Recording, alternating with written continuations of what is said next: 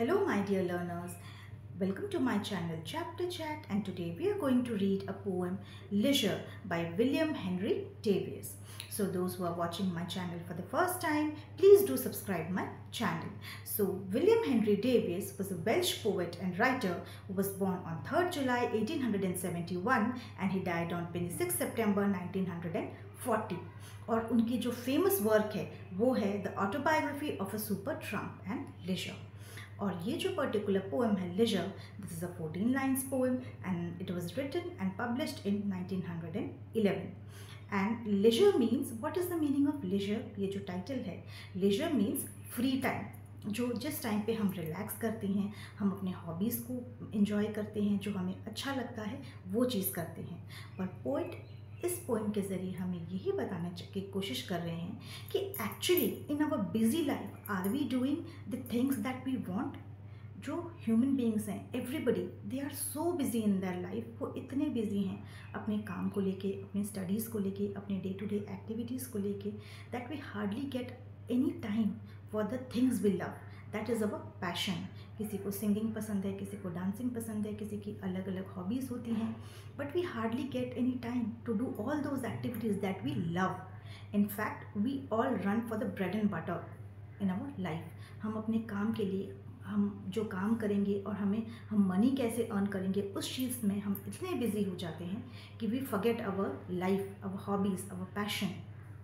So let's read the poem now and see what the poet is trying to say. So what is this life if full of care we have no time to stand and stare?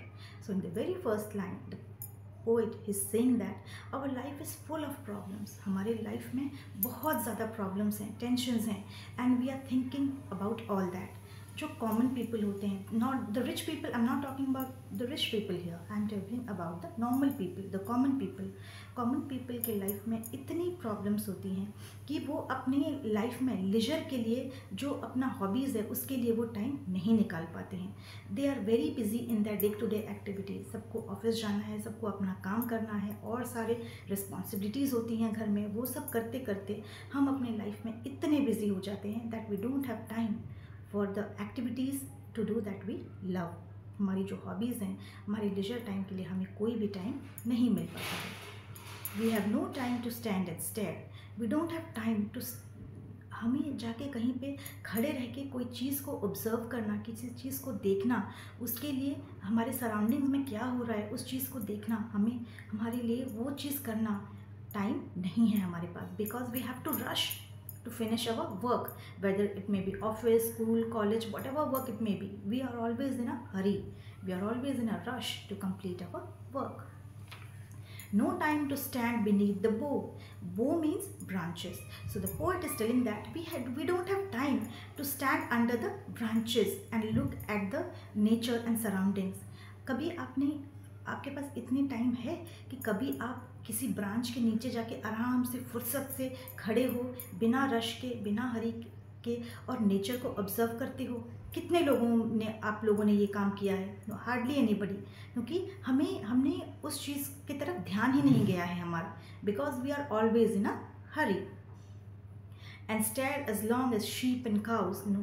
So how many of you have the poet here is telling that कितने लोग हो आप लोग जिसने branch के नीचे खड़े होके and stare as long as sheep and cows, जो नेचर में जो शीप्स होते हैं, जो काउस होते हैं, जो फील्ड में जो ग्रेज करते हैं, जो घास खाते रहते हैं और वो अपनी लाइफ को जैसे इंजॉय करते हैं, तो कितने लोगों ने आप लोगों ने उस चीज़ को इंजॉय किया है, नेचर को इंजॉय किया है? नोबडी. वी आर अब, so the poet is telling that our life is worse than animals. Animals तो अपनी लाइफ को इंजॉय कर रहे हैं, बट हमारी जो लाइफ है वो एनिमल्स की लाइफ से भी वर्स हो गई है, because we are not enjoying mother nature. No time to see when woods we pass, when squirrels hide their nuts in grass. So the poet, he is telling that we don't have time when we pass through a forest. Woods means here refers to forest, a jungle, whatever. So the poet is telling that when we pass through the woods, through the forest, so how many of you have stood there? कितने लोग हो जो आप लोग उस forest में खड़े होके वहाँ की नेचर को, ब्यूटी को ऑब्जर्व किया है आप लोगों ने? और how many of you have seen the squirrels when they are hiding their food?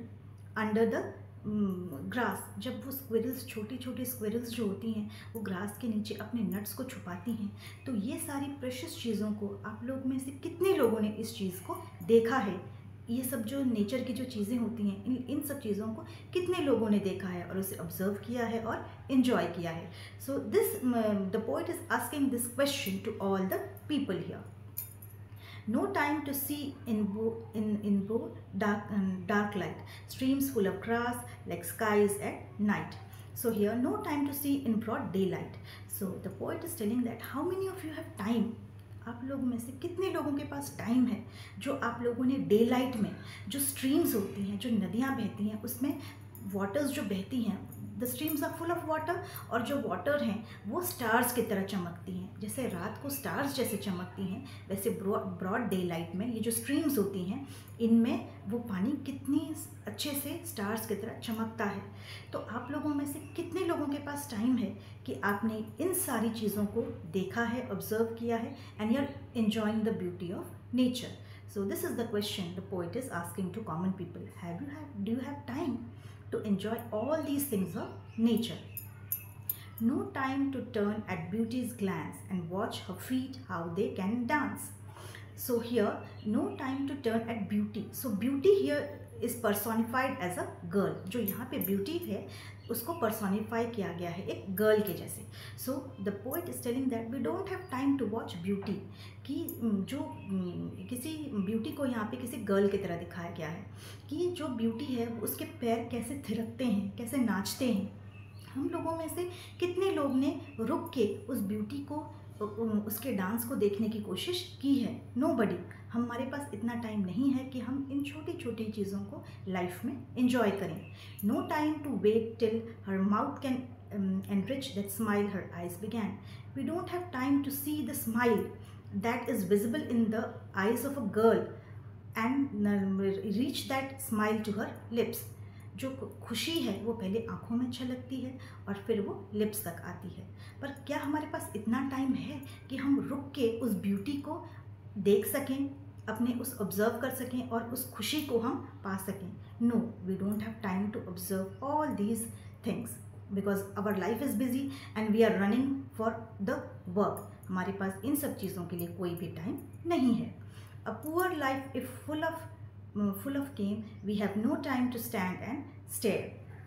So here the poet is telling that our life is engulfed and full of problems. हमारी life में बहुत सारी प्रॉब्लम्स हैं. Our life में भी किसी को financial problem, many of the people they have financial problem, किसी को हेल्थ प्रॉब्लम है, किसी के फैमिली में प्रॉब्लम है.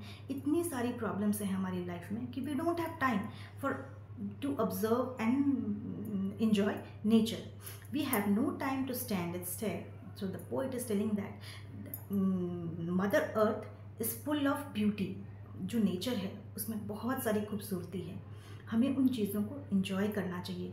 But we don't have time to sit and stare at the surroundings. हमारे पास इतना टाइम नहीं है कि हम उस चीज़ को बैठ के enjoy कर सकें. So this is the end of the poem. और इस पोएम का पूरा जो थीम है, जो कोर है, पोएट ने हमें यही समझाने की कोशिश की है. लिजर, द फ्री टाइम तो है, लेकिन as human beings do we have the free time? हमारे पास वो फ्री टाइम नहीं है कि हम लाइफ की और ये जो नेचर है उसकी जो ब्यूटी है उसको एंजॉय कर सकें. Rather we are running for our work, we are running for money. हम उस चीज़ के पीछे इतना भाग रहे हैं, पैसों के पीछे, काम के पीछे इतना भाग रहे हैं कि हमने अपनी लाइफ में वो लेजर को छोड़ दिया है. हम भूल गए हैं कि हमें क्या पसंद था, हमें किस चीज़ से प्यार है और जिस चीज़ को हम करना चाहते हैं, हम वो चीज़ भूल चुके हैं. So this is the end of the poem. I hope आपको पोएम समझ में आई हो, and please do subscribe my channel. Thank you.